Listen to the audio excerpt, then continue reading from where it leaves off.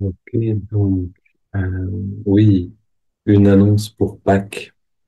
On organise une retraite pour la Pâques cette année, du 17 au 20 avril dans le sud de la Bourgogne.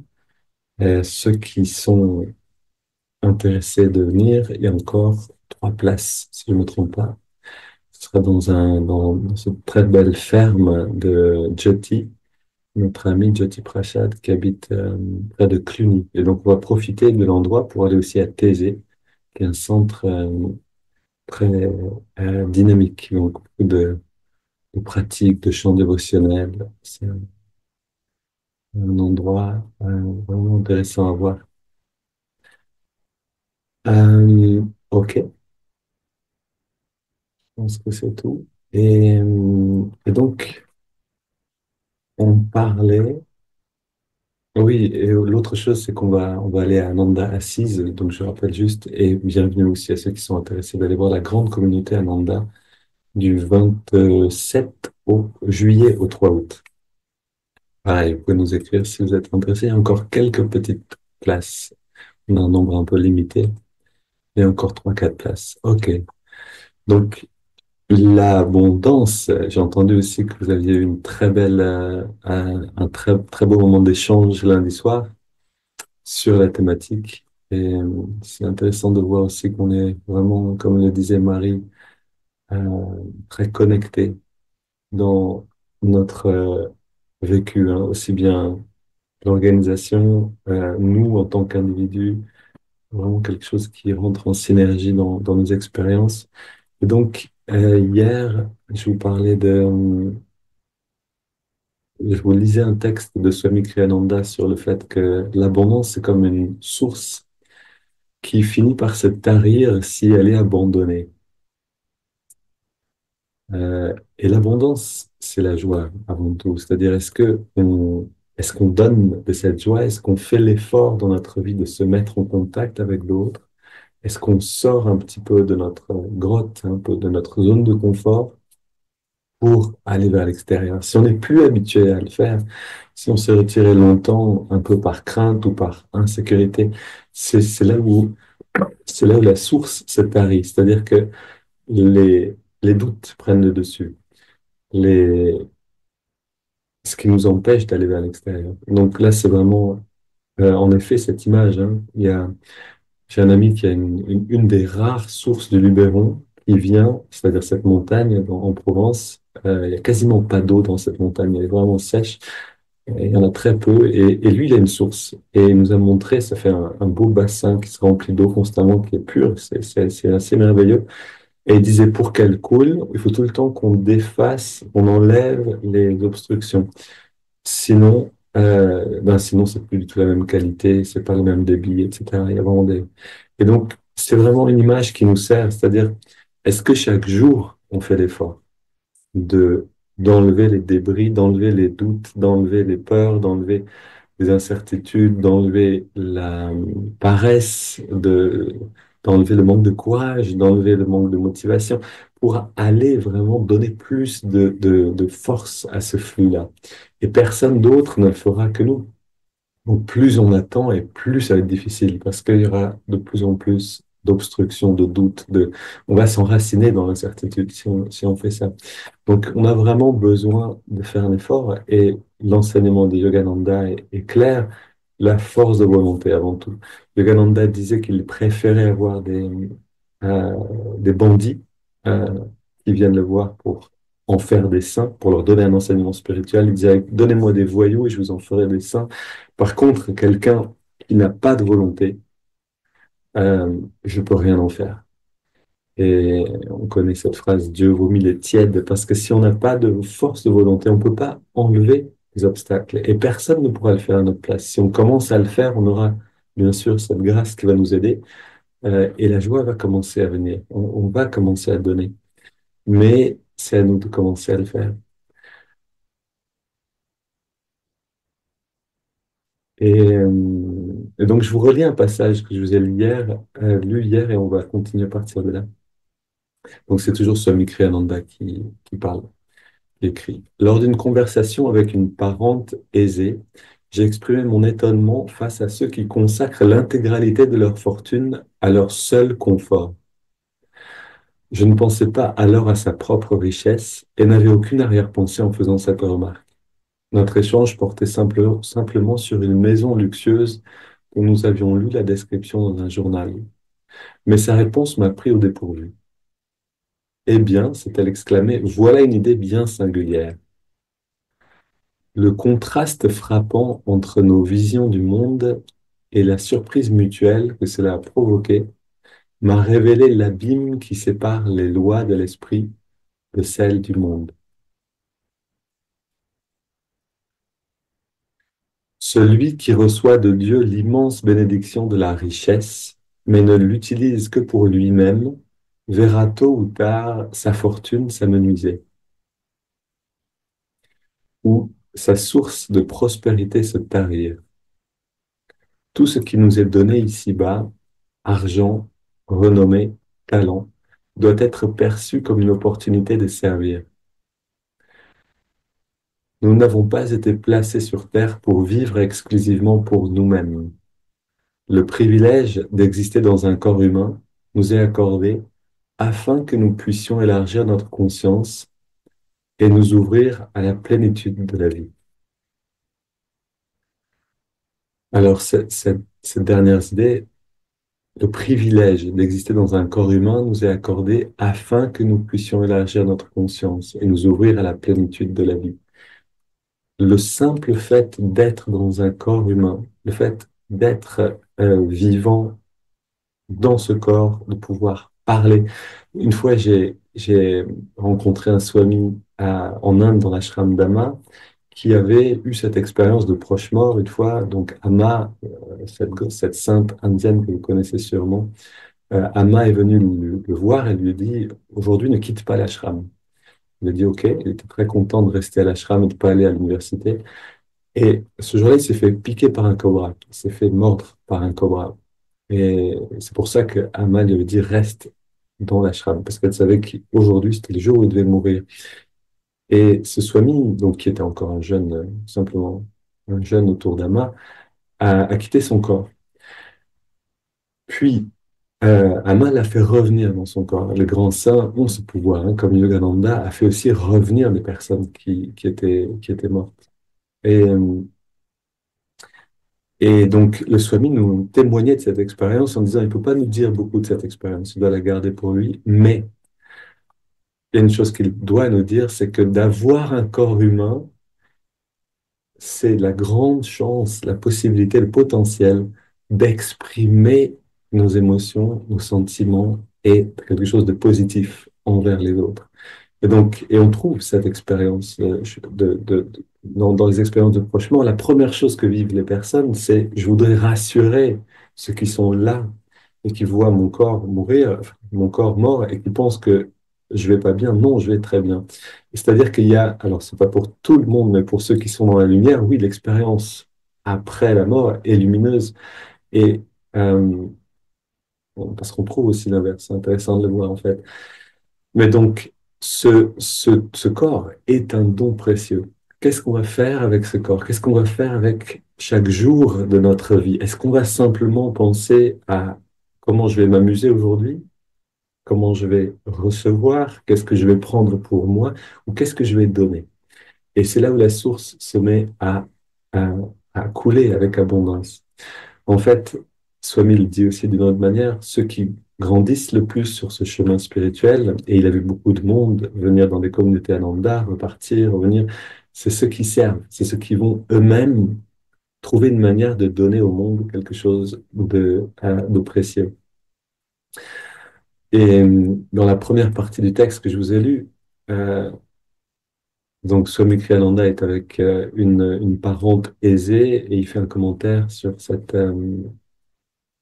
sur le fait qu'il trouve ça étonnant qu'il y en ait qui ne pensent qu'à euh, donc qui consacrent l'intégralité de leur fortune à leur seul confort. Et là, le décalage, ça, la personne de sa famille avec qui il est lui dit, tiens, voilà une drôle de pensée, parce que pour elle, c'est complètement normal de penser d'abord à soi. C'est-à-dire d'abord, OK, si j'ai de l'argent, je vais d'abord en profiter moi-même. Euh, une fois, je parlais avec enfin, on connaît cette expérience. Je veux pas dénoncer des gens, mais en fait, une fois, je parlais avec quelqu'un qui avait vécu la guerre, et on a ces deux approches. Donc, c'est une personne relativement âgée qui est plus maintenant de ce monde, et il disait, on avait peu de nourriture, mais nous, on avait une ferme. Et donc, on avait accès à la nourriture. Et donc, nous, on manquait pas de nourriture. Parce que quand on a quelque chose, on pense d'abord à soi-même. Et c'était, on se sert d'abord de soi-même. C'était intéressant pour moi parce que j'ai pensé aussi, tiens, voilà une pensée singulière. Il y en a qui vont penser, si j'ai quelque chose, je vais en faire profiter aux autres. Et vous voyez, on a le choix, en fait. On a le choix. Et ce choix, au début, il n'est pas aisé parce qu'on a grandi sans doute, on a enraciné en nous une certaine habitude de penser à soi-même. De nos vies antérieures, peut-être d'une éducation particulièrement éclairée, du contact avec des personnes inspirantes, on développe une habitude de penser aux autres. On voit des enfants qui se régalent à donner. Ok, j'ai eu des enfants, leur plaisir, c'est de servir. Quand il y a des gens qui se regroupent, ils vont chercher la nourriture, ils vont la donner à chacun, ils adorent ça.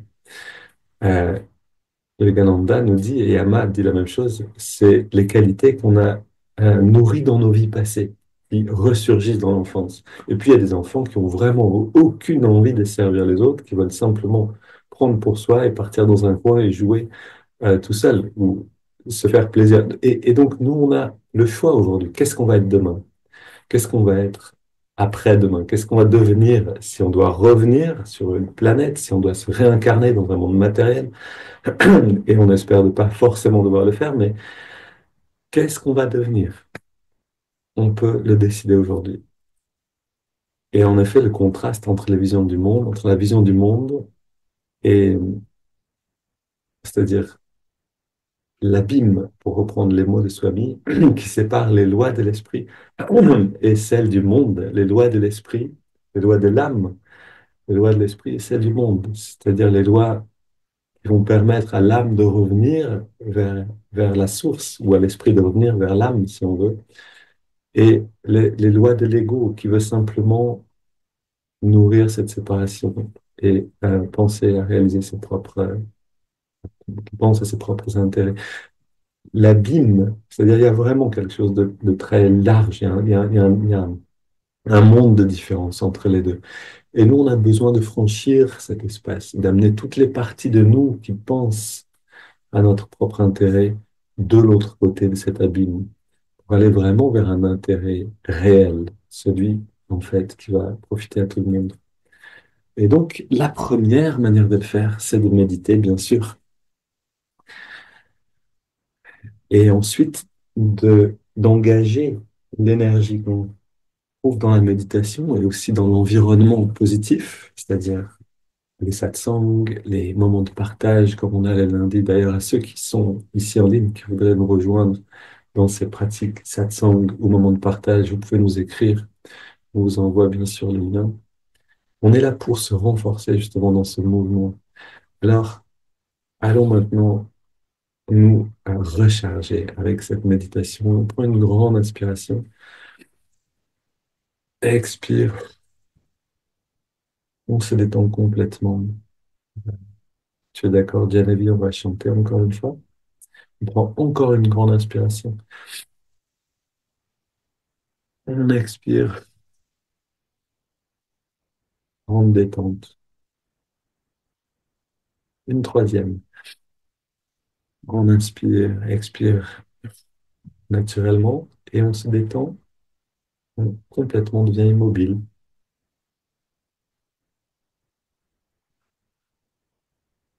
pour sentir la dose de bien-être, la dose de joie tranquille, de calme, c'est-à-dire l'intensité de l'abondance que l'on peut sentir déjà maintenant. Prenez-la en photo, faites-en un screenshot, soyez conscient de ce bien-être et on va le regarder croître. On va commencer en chantant et en chantant, on va sentir les changements de la qualité du cœur.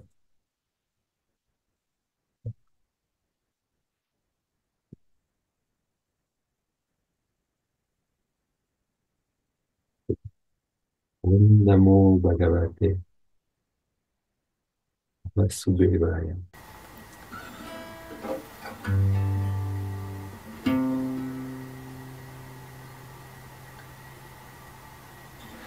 Om Namo Bhagavate Vasudevaya.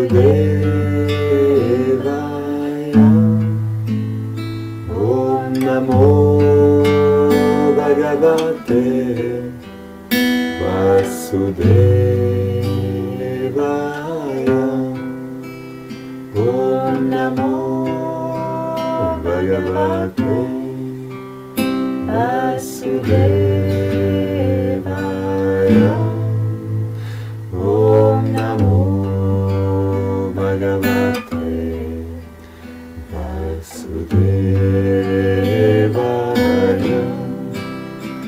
Om Namo Bhagavate Vasudevaya. Om Namo Bhagavate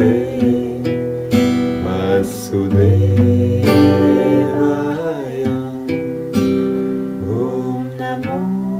Om Namo Bhagavate Vasudevaya.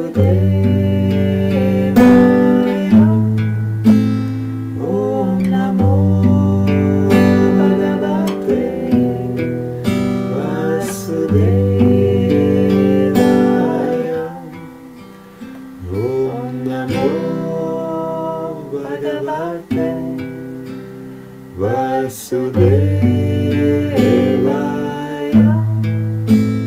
Om Namo Bhagavate Vasudevaya. Om Namo Bhagavate Vasudevaya.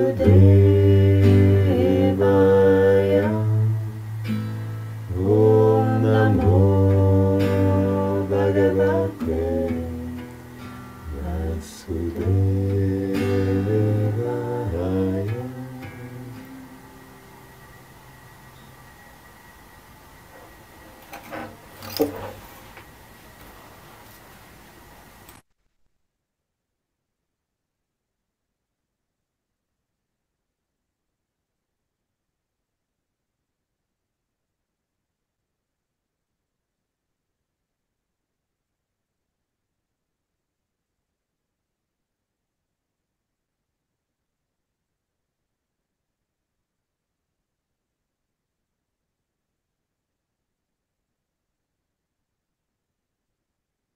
La musique est sans doute le raccourci le plus efficace pour aller toucher toute l'intensité de l'abondance qui est en nous-mêmes.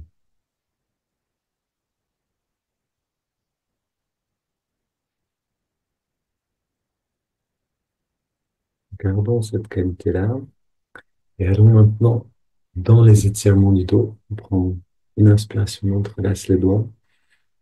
Expire les mains vers l'avant, on arrondit le dos.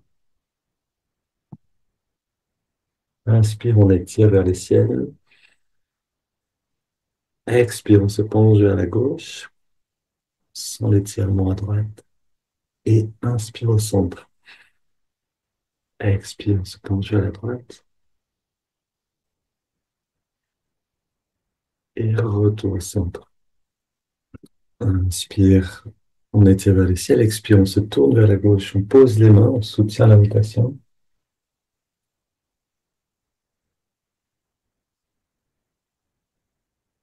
Et on revient au centre. Inspire, on étire vers le ciel. Expire, on se tourne vers la droite.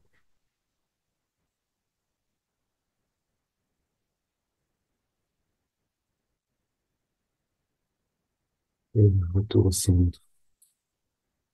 On se penche vers l'arrière en posant les mains derrière. On ouvre la poitrine, on serre les coudes et les épaules derrière. Prends une grande respire pour ouvrir les côtes, l'espace entre les côtes. Et on revient au centre. On pose les mains sur les cuisses, paume vers le ciel. On détend tout. Pour dresser, regard redressé, les yeux fermés. Et on ressent un instant.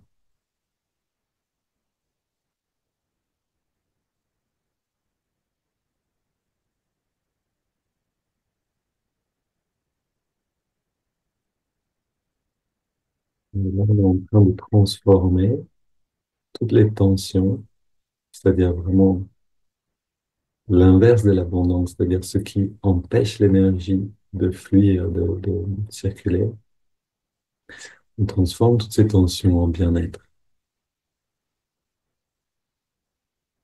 Prenons maintenant une quinzaine de grandes respirations. On inspire par le nez, on expire par la bouche.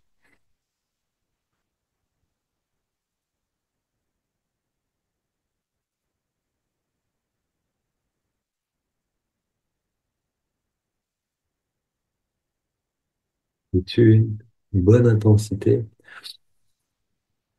de faire un effort, de faire rentrer l'air.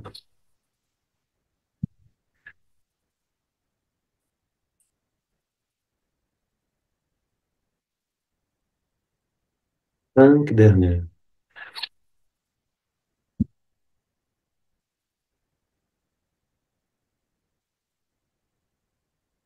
2 dernières.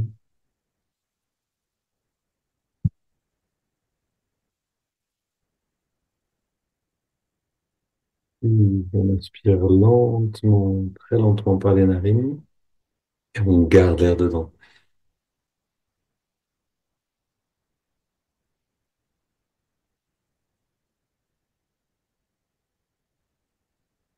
On retient le souffle, on détend tous les muscles du corps au maximum.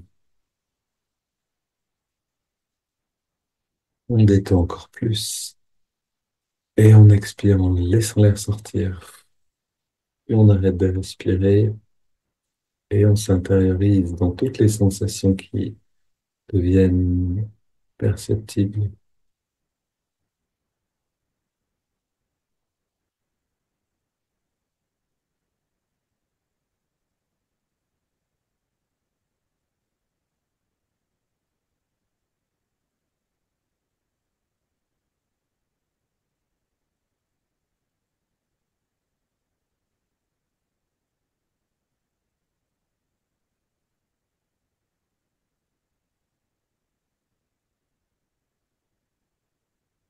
On inspire maintenant.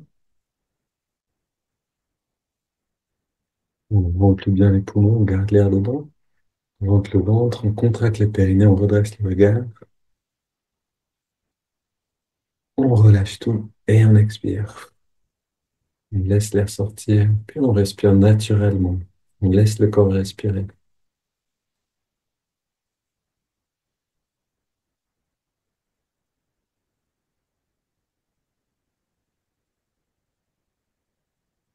On observe intérieurement. Ce que je peux sentir, c'est qu'on rassemble l'énergie, on la libère de la surface, on l'amène à l'intérieur. Et tout ce qui était dispersé est rassemblé.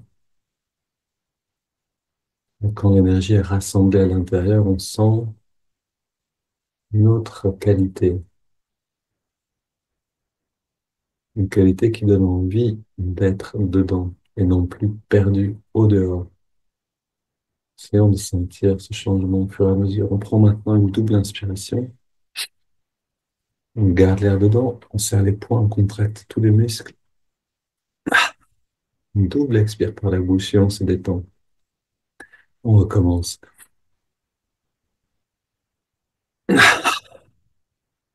Et à chaque fois qu'on se détend, on ressent aussi. Encore une fois.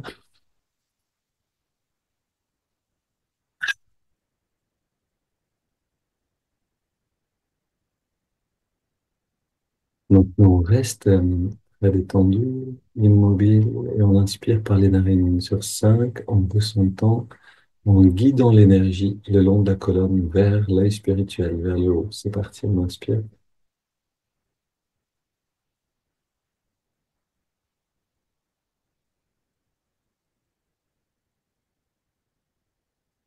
On garde l'air dedans, on concentre l'attention à la jonction des sourcils. On teste le lobe frontal qui pulse avec cette énergie. Puis on expire, on sent un courant de bien-être qui se répand en nous, comme une texture lumineuse. Et à nouveau, inspire,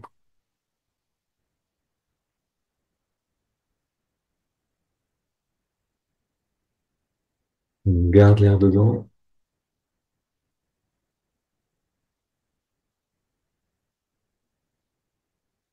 expire,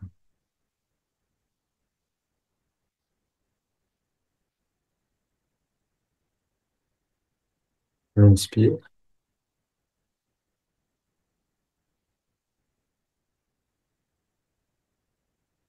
on garde,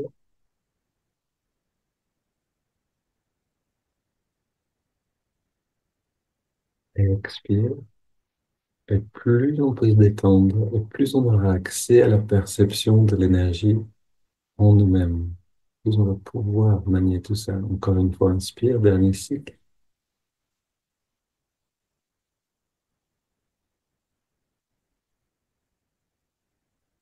On retient le souffle,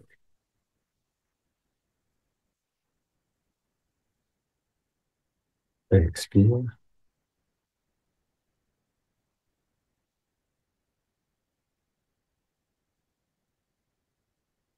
On une grande inspiration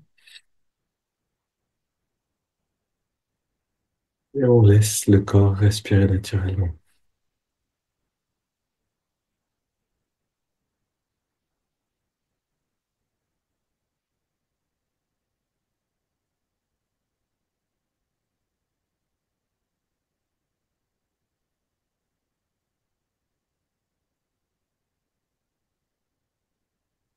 Et allons plus à l'intérieur du corps.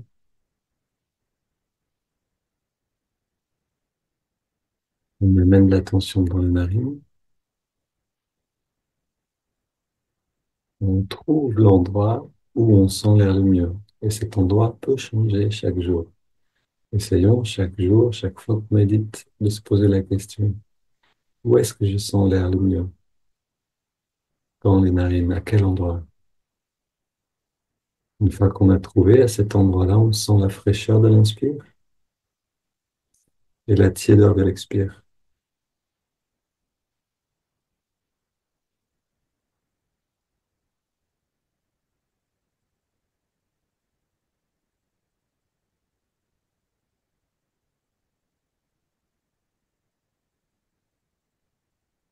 Puis, on apprécie cette sensation-là jusqu'à ce que le souffle devienne comme un courant de bien-être, un courant de conscience.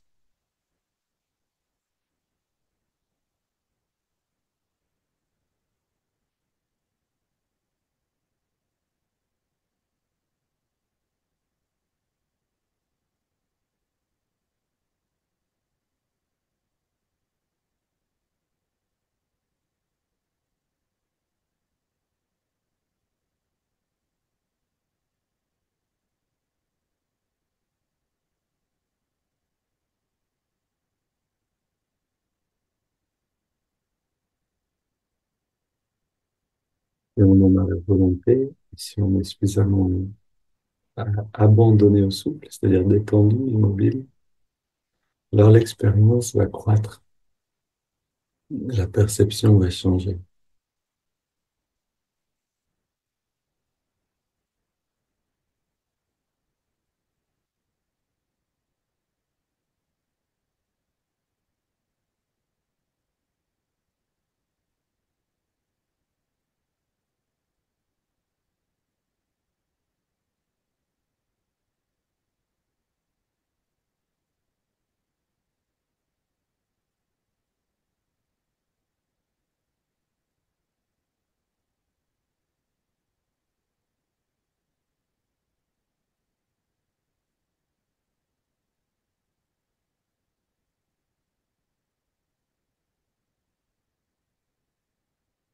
On ajoute maintenant le mouvement de l'index et la main droite.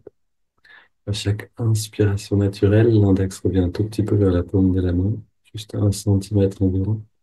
À chaque expiration naturelle, on relâche complètement l'index et en même temps tous les muscles du corps.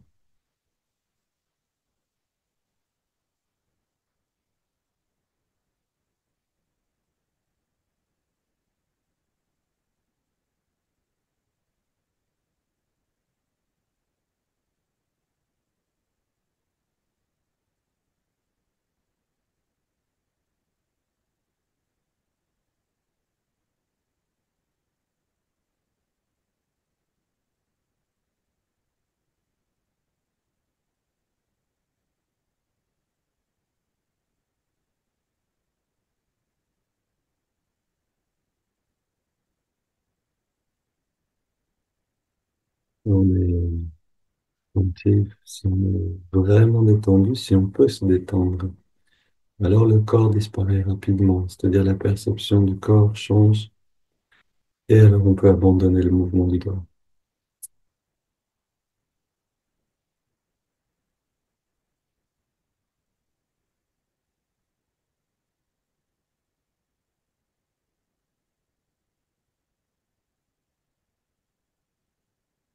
On apprend à endormir le corps à volonté.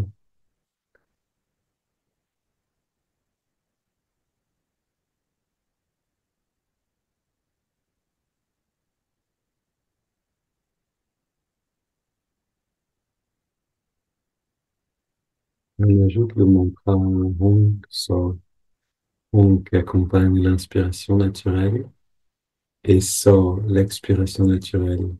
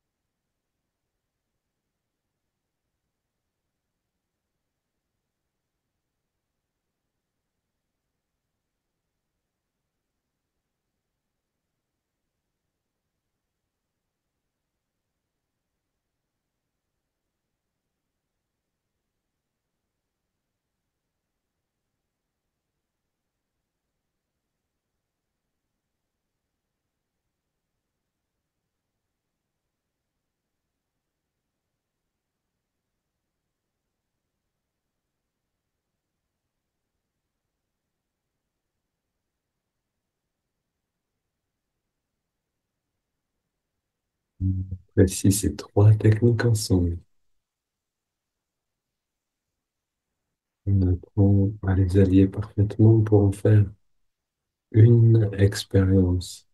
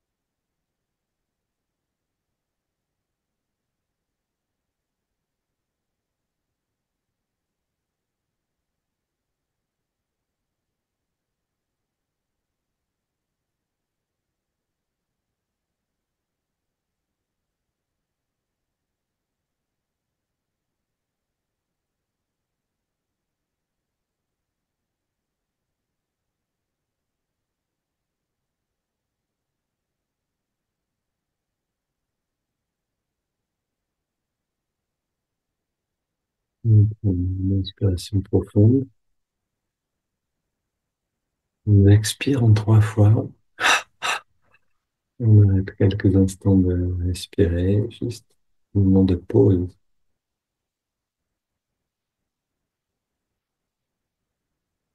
On laisse le corps respirer, on abandonne les techniques de concentration.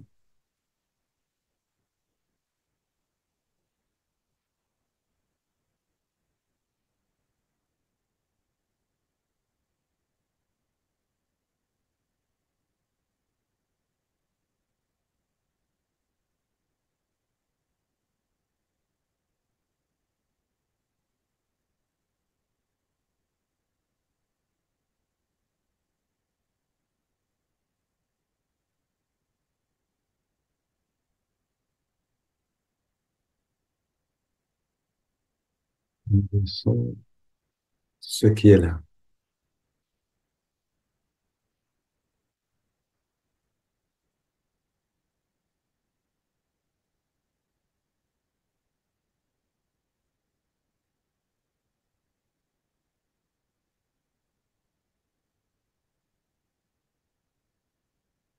Et ce bien-être qui est accessible maintenant, on l'observe, on entre dedans, on le laisse comme dire, comme une lumière qui vient de l'œil spirituel et qui illumine toutes les cellules.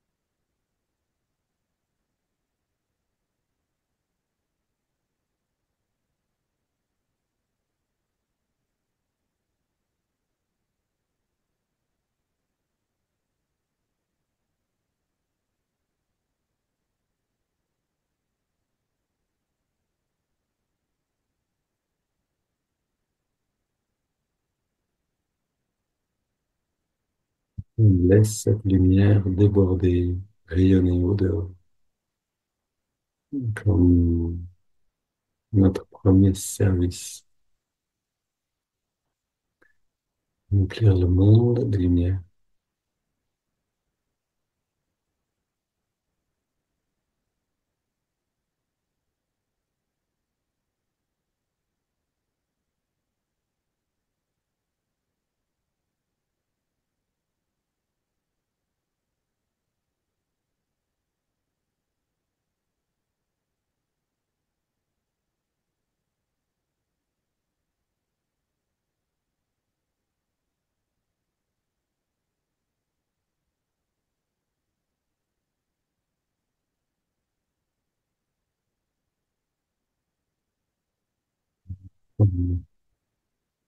Intégrer bien cette expérience, de l'amener avec nous dans la journée et de devenir une bonne source fluide, abondante.